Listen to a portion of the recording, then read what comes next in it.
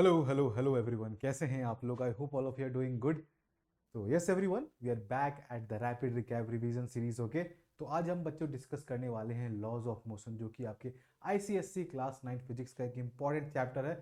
So I hope all of you are ready. मैं हूं प्रेम, आपका फिजिक्स एजुकेटर। आपका स्वागत है हमारे चैनल आईसीएससी क्लास 8 9 10 बाय अन अकेडमी पे। तो स्टार्ट करते हैं इस चैप्टर को। तो बड़ा इस चैप्टर में फर्स्ट ऑफ ऑल जो चीज़ें हम देखने वाले हैं ना, हम फर्स्ट ऑफ ऑल देखेंगे जो चीज़ें आपके एग्जाम पॉइंट ऑफ व्यू से बहुत ही इंपॉर्टेंट है। मैं आपका ज़्यादा टाइम नहीं लूंगा, I will try to keep it short as possible. Okay, तो इस चैप्टर में अगर मैं कहूँ तो आपका जो दोस्त होने वाला है, जो आप टर्म बहुत ही फ्रीक्वेंटली सुनने वाले हो, वो है फोर्स। तो फोर्स के साथ आपको दोस्ती बना के रखनी है इस चैप्टर में। तो क्या है फोर्स बेटा, एंड क्या होते हैं इसके इफेक्ट्स, चलो इस पर हम बात करते हैं। तो अगर हम फोर्स की बात करें तो फोर्स को हम जनरली डिफाइन करते हैं एज अ पुश और पुल। आपने ऑलरेडी पढ़ रखा है इस बारे में बहुत सारी चीज़ें। तो क्या है फोर्स बेटा? Force it is an external cause जो कि क्या करता है, किसी भी ऑब्जेक्ट को अगर वो रेस्ट में तो उसको मोशन में ला सकता है, अगर वो मोशन में तो उसको रेस्ट में ला सकता है। It can change the dimension, उसके शेप को चेंज कर सकता है। It can change the direction of it. तो these are the things that force can do. तो अगर हम फोर्स की बात करें बेटा, तो फोर्स कैसा एक वेक्टर क्वांटिटी है। And if we talk about it बच्चों, इसके बारे में हम, it is a vector quantity and इसका SI यूनिट होता है newton. Okay, and CGS unit of the force is dyne. And 1 newton को और डाइन को रिलेट करते हैं, 1 newton equals to 10 to the power 5 dyne. अगर हम फोर्स के क्लासिफिकेशन की बात करें बेटा, तो फोर्स को हम क्लासिफाई कर रहे हैं on the basis of contact as what, contact forces and non contact forces. तो कॉन्टैक्ट फोर्सेस किनको कहते हैं? Forces which can act by means of physical contact. जैसे कि क्या, किसी को आपने धक्का दे दिया, तो बेटा क्या आपने उसको कॉन्टैक्ट के थ्रू धक्का दिया ना, कोलिजन हुआ बेटा वहां पे। तो दिस इज व्हाट, ये हमारा क्या, पुशिंग अ कार्ड। किसी कार्ड को आप धक्का दे रहे हो तो कॉन्टैक्ट के थ्रू फोर्स ट्रांसफर हो रहा है, squeezing out toothpaste of out of a tube. Okay, ये भी हमारा क्या कॉन्टैक्ट फोर्स का एग्जांपल है। नॉन कॉन्टैक्ट फोर्सेस कैसे forces? These forces do not require any physical contact, they interact through field. जैसे कि मैग्नेटिक फोर्स हो गया, इलेक्ट्रोस्टैटिक फोर्स हो गया, ग्रेविटेशनल फोर्स हो गया। तो दीज फोर्सेस, ये फोर्सेस कैसे हैं बेटा? These are non contact forces. अब क्या करते हैं बेटा, डिटेल में थोड़ा एक जानते हैं इनके बारे में, इनके कुछ एग्जांपल्स देखते हैं कॉन्टैक्ट फोर्सेस के, नॉन कॉन्टैक्ट फोर्सेस के। तो कॉन्टैक्ट फोर्स की बात करें बेटा पहले, तो पहला आता है बेटा हमारा टेंशन। टेंशन क्या है बेटा? देखो यहाँ पे, अगर हमारे पास एक रिजिड सपोर्ट है और हमारे पास एक मास m है, जिसको कि हमने क्या किया, एक स्ट्रिंग से वी कैन सी इसको लटका के रखा है। तो बेटा ये मास m नीचे की तरफ नहीं जा रहा है। क्यों नहीं जा रहा है? बिकॉज इसमें एक फोर्स ऊपर की तरफ डेवलप हो रहा है, जिसको कि हम क्या कहते हैं, टेंशन फोर्स, जो कि क्या है, एक पुलिंग फोर्स है।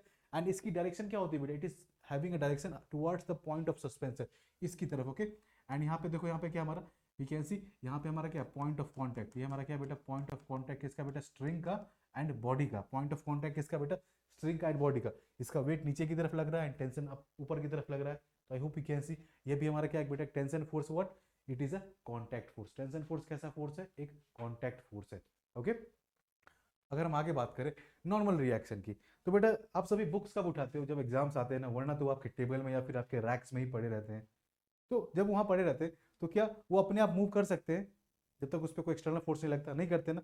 तो बेटा यहाँ पे क्या, लेकिन उस पर हमेशा एक वेट एक्ट करता है। देखो, अगर ये हमारा आपका बुक है, तो इसका एक जो वेट है, इस कहाँ करेगा, डाउनवर्ड एक्ट करेगा। बट ये डाउनवर्ड मूव क्यों नहीं कर रहा है? बिकॉज इस पर क्या हो रहा है, एक ऊपर की तरफ इक्वल एंड अपोजिट डायरेक्शन में एक फोर्स एक्ट कर रही है, जिसको कि हम क्या कहते हैं, नॉर्मल रिएक्शन।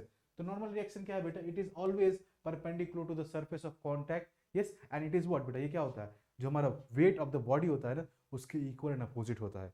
तो ये हमारा क्या है, नॉर्मल रिएक्शन फोर्स। इसके बाद क्या बेटा, वी आर हैविंग, हमारे पास है फ्रिक्शनल फोर्स। बेटा अगर सोचा आप सभी ने कि अगर क्या करो, आप एक बॉल लो एंड बॉल को रोल कर दो ग्राउंड पे, तो क्या बॉल हमेशा चलते रहेगा? आपने देखा होगा कि after some point of time it will stop, वो रुक जाएगा। क्यों होता है? Because of frictional force. एक फ्रिक्शनल फोर्स होती है जो कि क्या करती है, हमारे मोशन को अपोज करती है। तो it is applied in the direction that is opposite to the relative motion of the body. तो हमने क्या किया, एक बॉल को रोल किया, बट ये फ्रिक्शनल फोर्स इसके अपोजिट लग रहा है, तो after some time the ball will stop. तो फ्रिक्शनल फोर्स कैसा है बेटा? Force which opposes the relative motion between the two surfaces.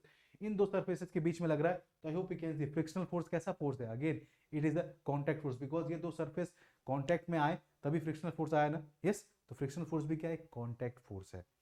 अगर हम नेक्स्ट की बात करें बेटा, तो our next force is spring force.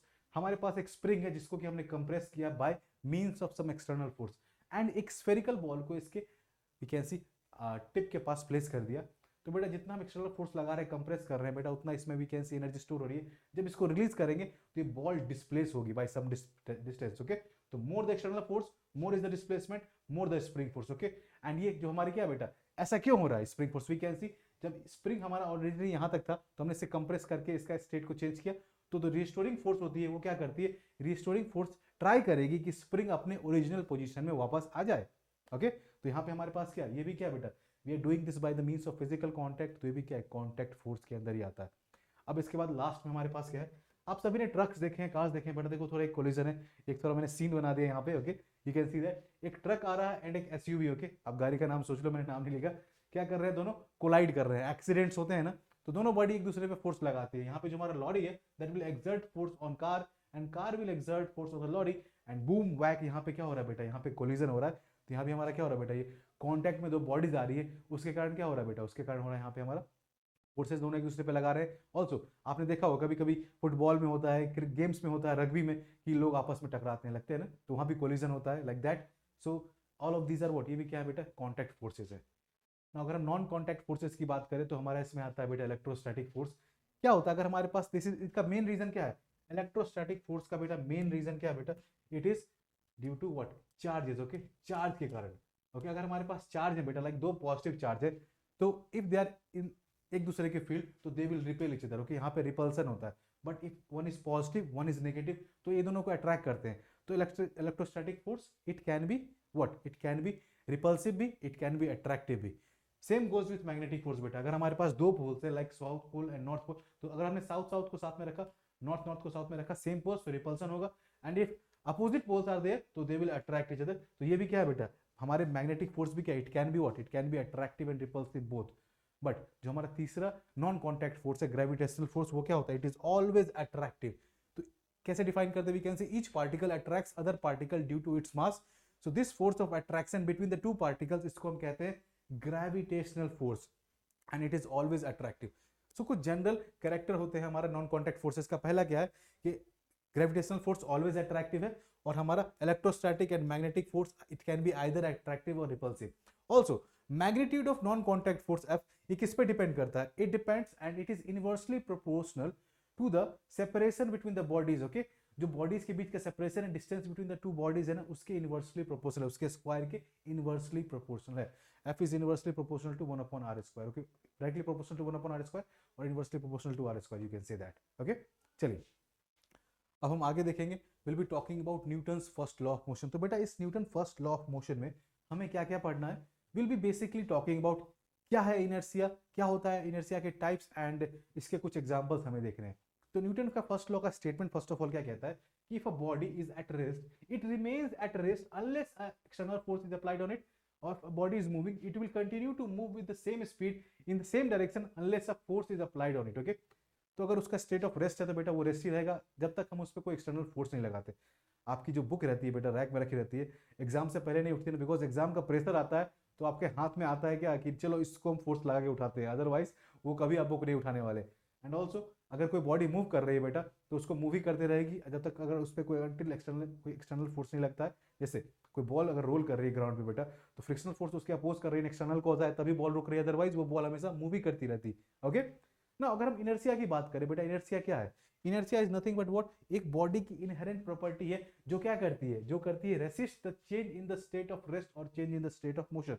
अगर कोई बॉडी हमारा रेस्ट में है तो चाहेगा इनर्शिया की बॉडी रेस्ट में ही रही, एंड अगर कोई बॉडी मोशन में तो इनर्शिया चाहेगा कि बॉडी मोशन में ही रहे। ओके ना, हमारे पास दो बॉडीज, देखो इनर्शिया एंड मास के बीच क्या रिलेशन है, like the more the mass more will be the inertia. आपके पास दो बॉडीज है, आपके पास एक बॉडी ए है एक बॉडी बी है, तो mass of body A is 20 kg, mass of body B is 500 kg। तो क्या लगता है बेटा किस बॉडी को आपको पुश करने में या फिर उसके स्टेट से आपको मूव कराने में कम एफर्ट लगेगा, कम फोर्स लगेगा, बताओ मुझे, what do you think, what will be, क्या होना चाहिए आपको, आपके अकॉर्डिंग यहाँ पे क्या होना चाहिए? आप सभी कमेंट करेंगे, आप पॉज करके ओके लेकिन let me know what do you all think, क्या सोचते हो आप सभी? Okay yes, the property of inertia is because of mass, ये मैंने आपको बोला, इस पे थोड़ा सोचो एंड मुझे बताओ कि the greater the mass of the body ज्यादा उसका इनर्शिया होगा। तो बेटा जिसका मास ज्यादा है उसका इनर्शिया ज्यादा होगा, दैट मींस वो क्या रेसिस्ट ज्यादा करेगा चेंज को। तो यहाँ पे हमारा क्या कंपैरेटिवली बॉडी ए को मूव करना आसान होगा या फिर बॉडी बी को, कंपैरेटिवली बॉडी ए को मूव करना आसान होगा ना, बिकॉज इसका मास कम है।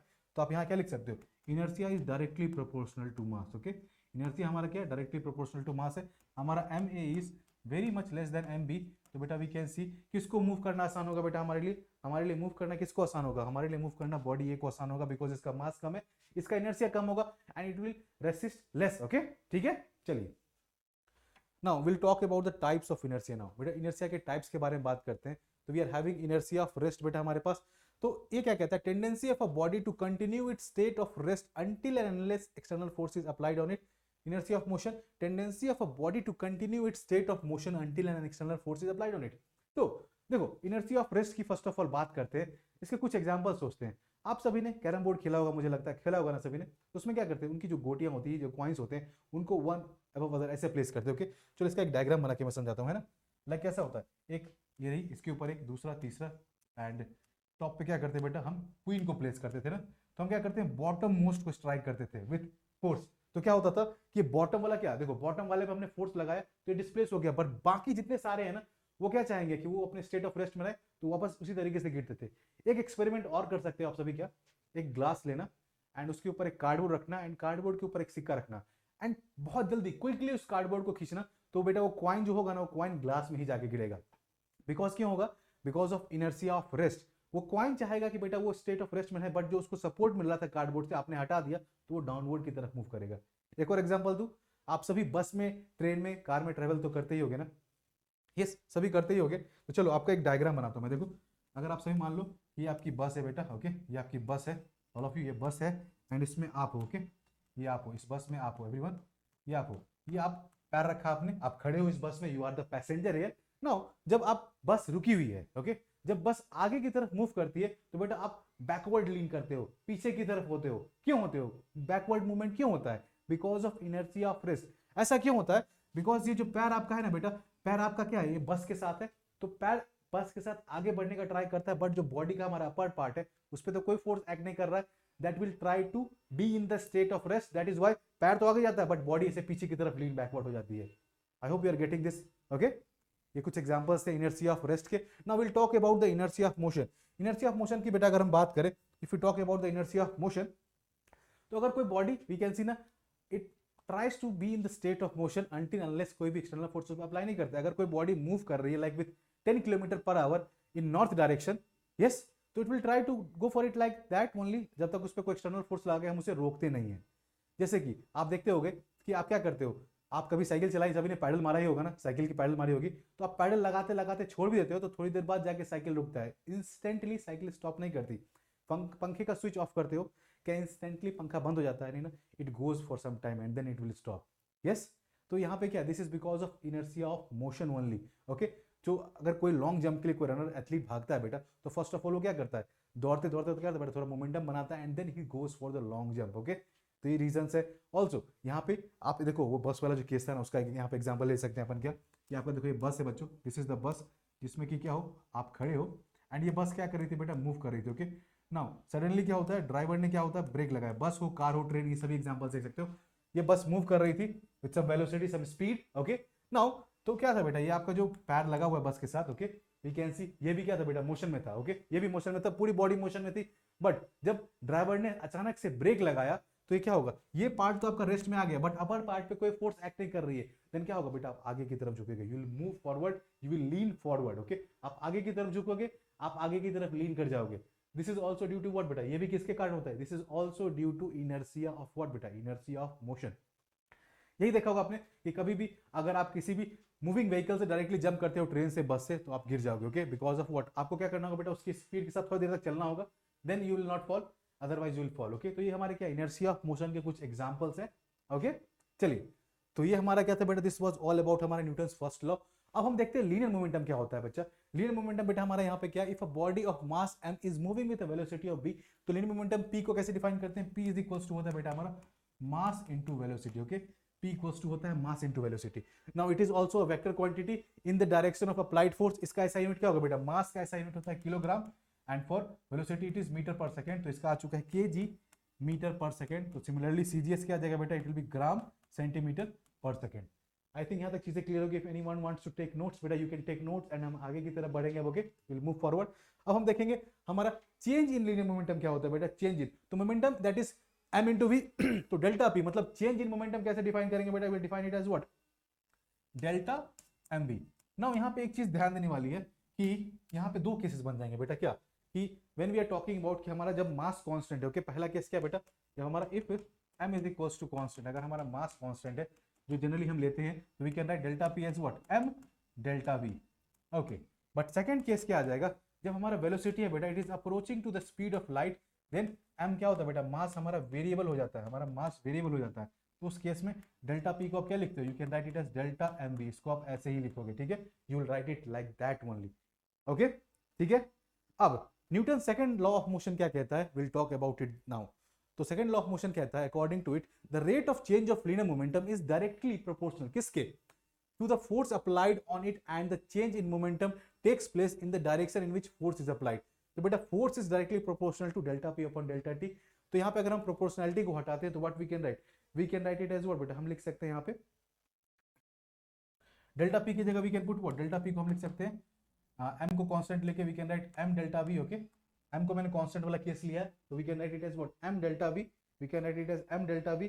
और यहाँ पे हम क्या लिखेंगे बेटा, इसको dp वाले फॉर्म में लिखते हैं, okay, delta p upon delta t। तो नेक्स्ट स्लाइड में let's go for it, next slide में क्या लिख सकते हैं बच्चों यहाँ पे हम, तो f क्या आ जाएगा बेटा हमारा, p की जगह let's put f directly proportional to m dt upon we can see sorry m dv upon dt है ना, m आ जाएगा बेटा m dv upon dt, m dv upon dt। So from here it will be m dv upon dt is ma। तो यहाँ पे अगर proportional हटाते हैं तो will be getting a constant, डालते हैं k ma। नाउ k हमारा क्या है बेटा, k is our proportionality constant, बेटा k हमारा क्या है, k हमारा कहलाता है प्रोपोर्शनैलिटी कांस्टेंट, एंड इसकी वैल्यू क्या होगी बेटा, इसकी वैल्यू यहाँ पे हम 1 कंसीडर करेंगे, k इज इक्वल्स टू 1। तो उससे हमारा रिलेशन क्या आ चुका है बेटा, f is equals to ma, force is equals to क्या आ चुका है बेटा, mass into acceleration. From here we are getting the expression that force is equals to mass into acceleration, जो कि क्या है बेटा, this is very important, ये बहुत ही important आपका एक एक्सप्रेशन है जो कि कहाँ यूज होगा, आपके बहुत सारे न्यूमेरिकल्स में यूज होगा, you will be using it in a lot of numericals। तो न्यूमेरिकल्स में आप इसका बहुत ही यूज करने वाले हो एवरीवन। चलिए अब देखते हैं, from here can we derive the unit of force. तो यूनिट ऑफ फोर्स की अगर बात करें बेटा हम यहाँ पे, अगर if you talk about the unit of force from here, unit of force की बात करें, यूनिट ऑफ फोर्स की बात करें बेटा, तो we are having what, f is equals to ma है हमारा एक्सप्रेशन जो आया। तो फ्रॉम हियर मास के लिए kg, एक्सेलरेशन के लिए मीटर पर सेकंड स्क्वायर। तो बेटा इसी को हम क्या कहते हैं, this is called as what, यही हमारा क्या होता है 1 न्यूटन, ओके, न्यूटन, ओके। तो now we can go for what, newton से हम डाइन का कन्वर्जन भी कर सकते हैं, from here we can go for it easily. Like अगर हम देखो ये हमारा क्या था, SI फॉर्म में SI था, तो CGS में क्या हो जाएगा, it will be gram centimetre per second square, this was in CGS। तो इसी को हम क्या कहते हैं बेटा, इसी को हम कहते हैं डाइन। तो फ्रॉम हियर अगर आप फाइंड करो न्यूटन और डाइन के बीच का रिलेशन, तो विल बी नोइंग व्हाट, हमारा 1 kg इक्वल्स टू क्या होता है, 1 kg इक्वल्स टू होता है 1000 ग्राम, एंड 1 मीटर इक्वल्स टू होता है 100 सेंटीमीटर, ओके। तो इनको कन्वर्ट करो बेटा into gram centimetre per second square, you will be getting it as what, तो 1 न्यूटन इज इक्वल्स टू होगा 1 किलोग्राम पर मीटर सेकंड स्क्वायर। तो it will B 1000 gram into 100 centimetre per second square. तो बेटा क्या आ चुका है 10 टू द पावर 5 ग्राम पर centimetre second square, and that is nothing but what, यही होता है डाइन। तो 1 न्यूटन इक्वल्स टू क्या आ चुका है बेटा हमारा 10 टू द पावर 5 डाइन, यही इसका डेरिवेशन था, यही इसका डेरिवेशन था, easy as that, easy as that, okay. तो I think this is clear to all, सभी को आप क्लियर होगा यहाँ पे। एंड इसी का उल्टा क्या लिख सकते हो बेटा, 1 डाइन को क्या लिख सकते हो यहाँ पे, you can write 1 dyne as nothing but what, it is 10 to the power -5 newtons, okay. So these are the things that you have to keep in mind for numericals, it will be helpful for all of you. चलिए आगे बढ़ते हैं, अब हम कुछ देखेंगे कि how force, mass and acceleration are related. तो बेटा हम क्या करेंगे, फोर्स वर्सेस एक्सेलरेशन का ग्राफ देखते हैं। अगर हमारे पास दो बॉडीज है जिनका की मास सेम है, if you are having two bodies जिनका की मास सेम है mm, तो हमने दोनों पे फोर्स लगाया, एक पे F1 एक पे F2, तो एक बॉडी का एक्सेलरेशन A1 आया, दूसरे का A2 आया। नाउ अगर बेटा आप देखोगे कि अगर हमारा F1 is more than F2, अगर हमारा F1 is more than F2, तो क्या होता है हमारा A1 would have been more than A2। तो यहाँ इस केस में क्या, force is directly proportional to acceleration, force हमारा क्या है बेटा, डायरेक्टली प्रोपोर्शनल है एक्सेलरेशन के। तो यहाँ पे हमारा क्या है, हियर m इज कांस्टेंट, तो हमें क्या मिलेगा, एक स्ट्रेट लाइन मिल रहा है यहाँ पे m is constant in this case, okay. हमारा m क्या है, कांस्टेंट है इस केस में, okay. I hope you can see m is constant and we are getting force directly proportional to a। चलिए दूसरा केस क्या है हमारे पास, दूसरा केस बच्चों हमारे पास ये आता है कि फोर्स वर्सेस मास। यहाँ पे क्या है कि हमने क्या किया, दो बॉडीज लिए जिनका की मास डिफरेंट है, m1 m2 है, दोनों पे फोर्स F1 F2 लगाया, एंड दोनों बॉडीज का एक्सेलरेशन सेम है, okay. Acceleration is constant in this case. तो क्या करें, यहाँ पे ग्राफ कैसा बनना चाहिए बेटा, in this case what will be the graph here, so I hope all of you can see here, if f1 is more than like if m1 is more than m2 तो क्या हो सकता है हमारा, आई hope all of you can just go for it, let me know. इस case में क्या हो जाएगा, यस एक्सेलरेशन इज सेम बेटा, एक्सेलरेशन इज सेम, तो क्या हो जाएगा, अगर हमारे यहाँ पे m1 is more than m2 बेटा, दैट मीन्स जिसका मास ज्यादा है बेटा उसको सेम उसी एक्सेलरेशन से मूव कराने के लिए we need to go for what, more force. तो हमारा f1 will be greater than f2। तो यहाँ क्या हो चुका है, f is directly proportional to m, जब हमारा क्या बेटा a इज कांस्टेंट, ओके, जब हमारा एक्सेलरेशन कांस्टेंट है। तो अगेन यहाँ पे भी क्या बेटा, एक स्ट्रेट लाइन मिल रही है हमें एक स्ट्रेट लाइन मिल रही है पासिंग थ्रू रीजन, ओके। चलिए थर्ड क्या बेटा हमारा, थर्ड मास वर्सेस एक्सेलरेशन। बेटा हमारे पास दो मासेस m1 m2 है, ओके, हमारे पास दो मासेस m1 m2 है एंड वी नीड व्हाट, हमने क्या किया, दोनों पे सेम फोर्स लगाया है। तो बेटा किस में एक्सेलरेशन ज्यादा होगा, यस किस में एक्सेलरेशन ज्यादा होगा, व्हाट डू यू थिंक, किस में एक्सेलरेशन ज्यादा होगा, अगर बेटा हमारा किसका, if our mass m1 is less than m2 तो बेटा हमारा acceleration of 1 will be more than acceleration of 2 होगा। तो यहाँ पे क्या बन चुका है, जब हमारा फोर्स सेम है, फोर्स कांस्टेंट है बेटा, तो हमारा एक्सेलरेशन और मास के बीच का रिलेशनशिप कैसा है बेटा, it is inversely proportional, that is m will be inversely proportional to acceleration. तो इस केस में हमारा ग्राफ बेटा बनता है एक hyperbola, here the graph will be a hyperbola, okay, hyperbola. तो these were the few things जो कि आपको जानना था, ओके। क्या क्या वेरिएशन आता है, देखो हमारा f वर्सेस a, हमारा f वर्सेस m, हमारा m वर्सेस a ग्राफ जो थे, ये चीजें आपको जाननी जरूरी थी, तो मैंने बता दिया। एंड विद दिस बच्चों इस पार्ट में हम इतना ही कवर करते हैं। जो आने वाला second third law of motion है न्यूटन का and the gravitation part, I will bring an new video for that, जो कि इस चैप्टर का पार्ट 2 होगा। उसमें अलॉन्ग विद दिस हम कुछ न्यूमेरिकल्स भी सॉल्व कर लेंगे। तो this was it for today's video बच्चों, I hope all of you enjoy today's class. तो मिलते हैं ऐसी किसी नेक्स्ट वीडियो में, till the time again everyone. Academy ला चुका है कि स्कॉलरशिप टेस्ट, तो this is Unacademy national scholarship and aptitude test 2025, जहाँ पे आप IIT JEE के बच्चे हो, NEET UG class 9 to 12, you can start and go for it. Round 1 start हो चुका है फ्रॉम September 22 एंड ये चलेगा अक्टूबर 19 तक। उसके बाद आपका राउंड 2 होगा जो कि नवंबर 8 से स्टार्ट है and 4 to 5 PM every day the test will be there. So आपको मिल सकता है क्या, opportunities are like national science exploration at ISC and test scholarship worth 200 crore rupees, meet and greet with Mr. Sachin Tendulkar, yes I hope you can see that, and prizes and certificates for city and school toppers, it will be there। तो इस chance को miss नहीं करेंगे, आपको link description में मिल जाएगा बच्चों, सो गो for it.